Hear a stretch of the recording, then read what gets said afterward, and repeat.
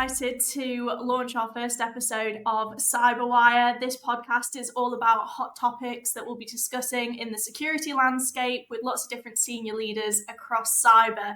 I'm really excited to introduce Lasse, who is ex-co-founder of ForgeRock, current founder of Indykite, and today we're going to be talking about not only the launch of kind of their new product, but also kind of Lasse's journey as a ex-founder of a pretty well-known identity business, and also kind of re-kickstarting that journey again. But Lasse, I'll let you take over and give a bit of an introduction to yourself.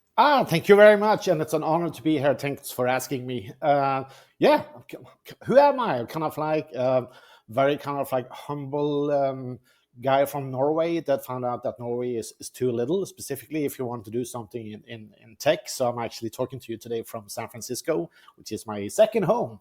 And as you said, I had an amazing opportunity and worked with some of the biggest customers and clients and VCs in the world, and had a great outcome with ForgeRock that basically, as I said, went from a gin tonic idea to almost like a $3 billion exit. And stupid enough, here I am doing it again because I love it.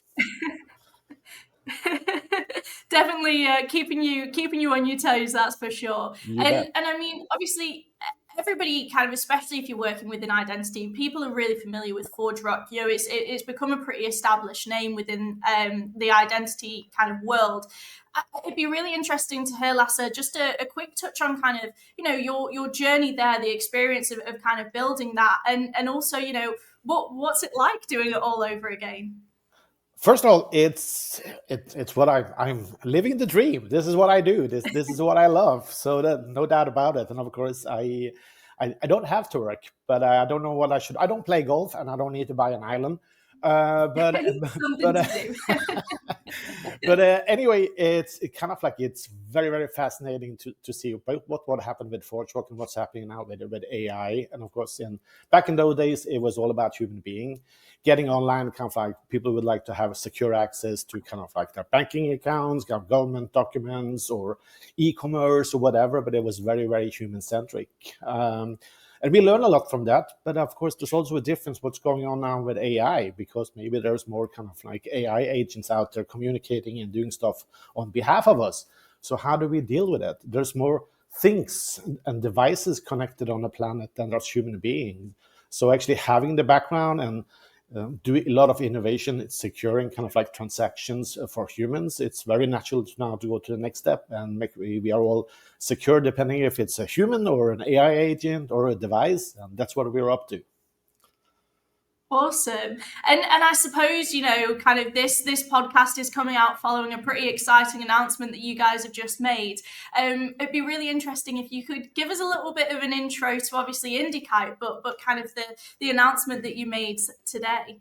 Yeah, I couldn't be more excited, because we kind of like we just launched new capabilities to our platform, and specifically around AI and AI agent. You know, the innovation goes so fast, and it's fantastic. But also people are starting to see, maybe there's something that we should be a little bit concerned about. Kind of like employees are putting a lot of information into kind of like ChatGPT or kind of like DeepSeek.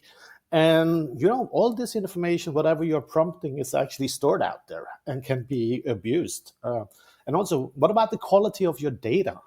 There's a lot of data externally available, but probably also you would like to merge that with your knowledge internally in your enterprise.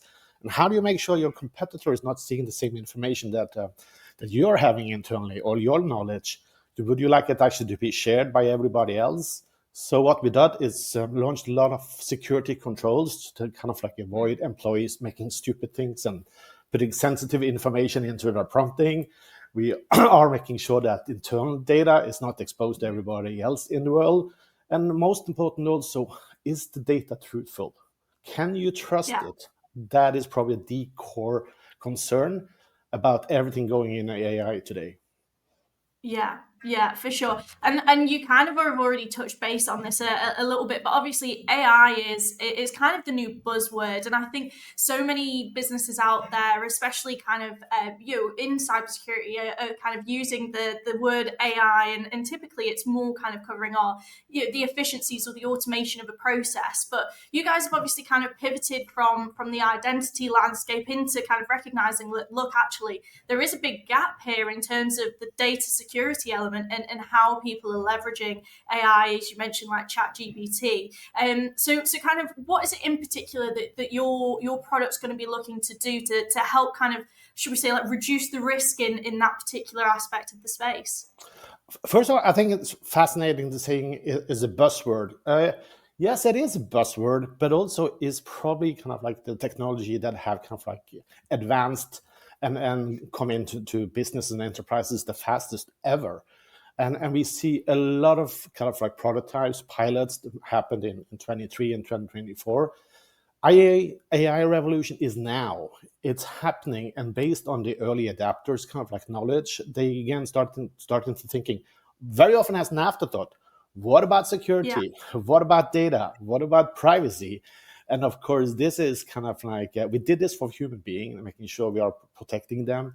Now our product is making sure that it's still protecting kind of like humans for doing stupid things, but also if you have an AI agent, a virtual kind of like employee, what is that authorized to do? On which Yeah. behalf? How do you govern that access? How can you actually look back and say, oh shit, this advice that I got from this medical kind of like company to kind of like cut your foot off because you have a headache was probably not a good idea. So there's a lot of challenges now with all the information and technology that are available.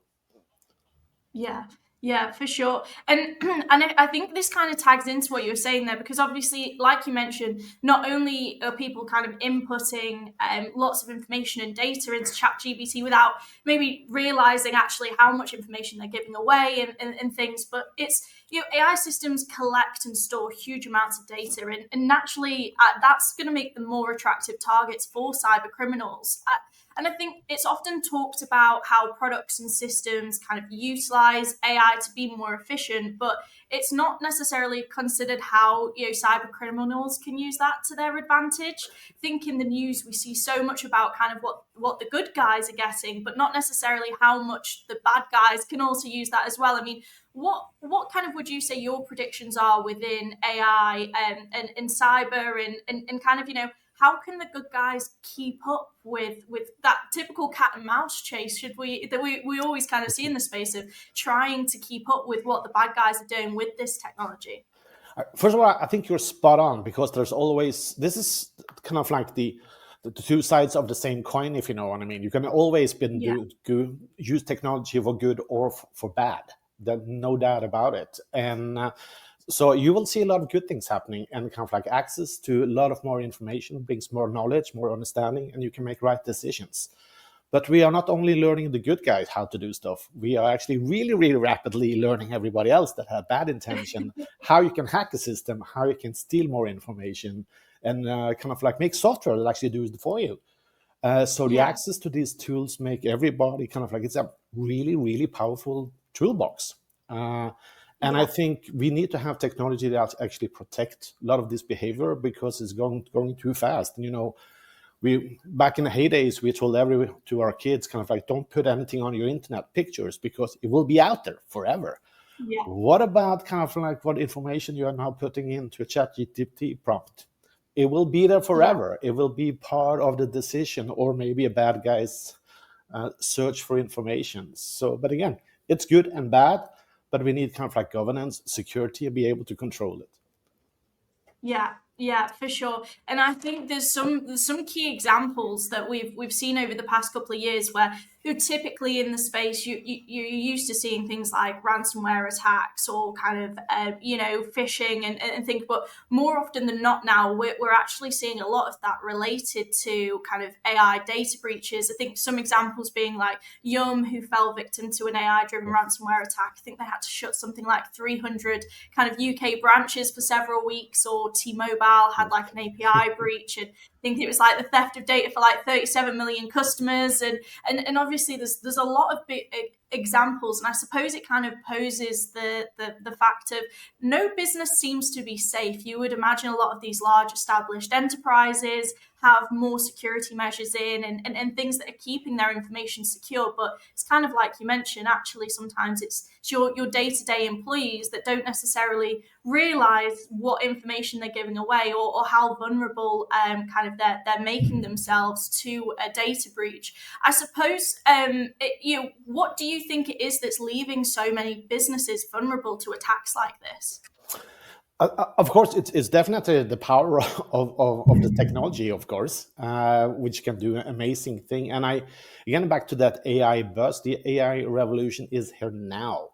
And I think a lot of enterprises that was early in, it's only like a couple of years ago, and they've been fascinated by the technology. They have a lot of pilots. They were trying a lot of stuff. And then they woke up one day and said, oh, we didn't think about kind of like the security breach possibility here, or our kind of like information can be used by the wrong people. So what we see now is a really wake-up call for all those enterprises that have been prototyping, but do a lot of cool stuff, trying to make your business more efficient. And then they say, oh, God, there is something that we also need to protect here. And it's very, very different than kind of like having MFA, a new password paradigm for your for your employees. This is extremely different. So, but it's fascinating to see, and also how the industry now and the enterprises are actually understanding that this is core to actually create value, but also have a secure platform. Yeah, for sure. And I think we're definitely slowly starting to see the investment of kind of, businesses recognizing that actually we need to kind of take these cybersecurity budgets pretty seriously. I think it's, historically there's been a lot of businesses that have kind of, it's not a natural revenue bringer when you've got a large cybersecurity team. They're not necessarily bringing you immediate revenue like your sales team might be, but you don't always see, you want to prevent the fires. You don't want to be putting them out and then fixing the damage, which is pretty much what happens when you don't have these measures in place. And yeah, we definitely are seeing a better transition, and I think a lot more products like kind of the product portfolio that you've got at Indykite that are helping businesses kind of recognize that here's an easy solution that's going to be much, I suppose, kind of user friendly, less clunky. Your team are going to want to get on board.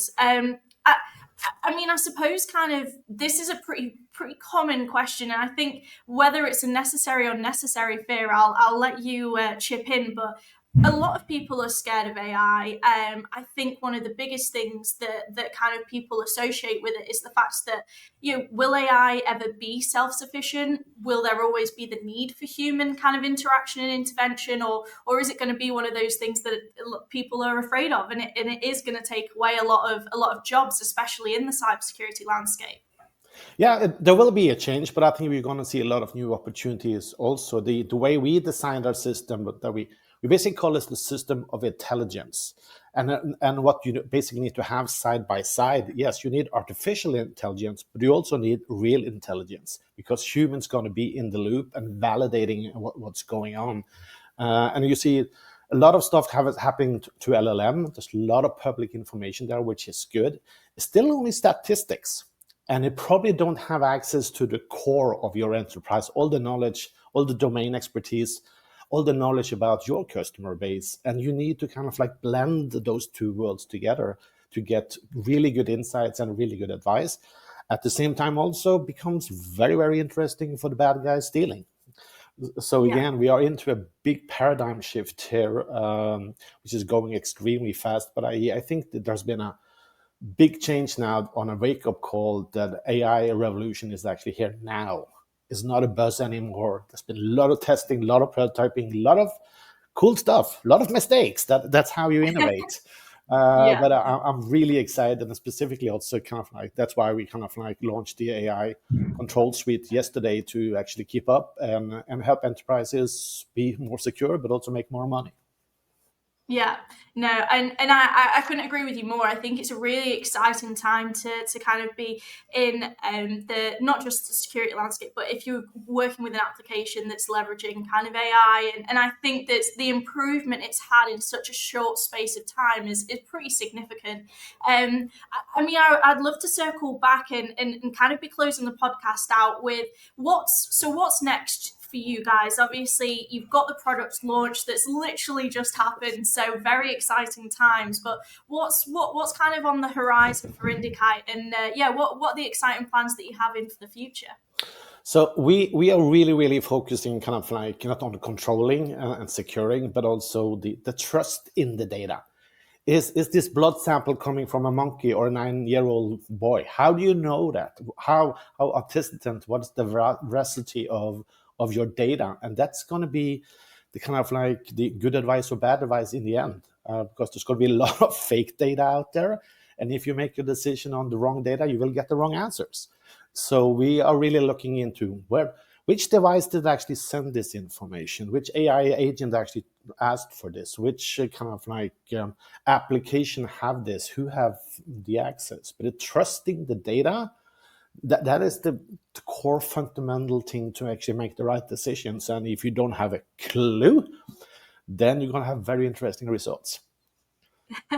For sure, and I think kind of AI and data are pretty critical in the modern digital landscape at the moment, and hopefully going to be on the front and center of people's minds. And I suppose then to kind of close everything off, Lasse, I think it's been really great to reflect on not only like I mentioned how AI is impacting cybersecurity and data at the moment, but obviously the exciting journey that we're seeing businesses go on. But you're, of course, a very experienced guy working within security, and we've referenced kind of the journey that you've been on.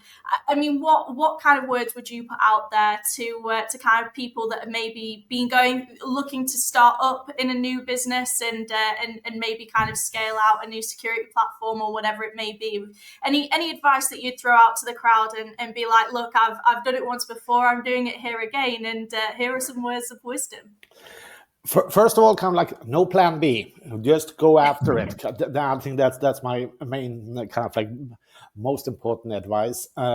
Knowledge is kind of like as fresh food, kind of like, and things are moving so really fast. So maybe you shouldn't trust kind of like somebody that took a data or IT training kind of like 15 years ago and have a certificate of some technology that was hot 5 years ago.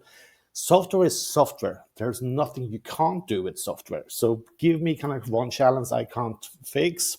I would like to take that challenge faster and actually do something with it. Because we can. The kind of like imagination and kind of like what's stopping us is that, oh, I tried this and it didn't work. Try again. It will work.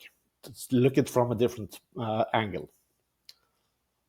Awesome. Yeah, that diversity of thought that comes into play, and I think from the sounds of what you're saying there as well. Yeah, don't give up if you're facing if you face a roadblock, break through it or find a way around. But okay, awesome. Well, Lasse, thank you so much for your time today. It's been a real pleasure speaking with you.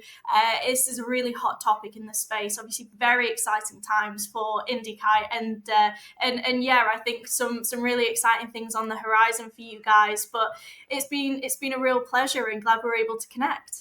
Thank you very much. Thank you for having me today, and I'm looking forward to the next thing coming.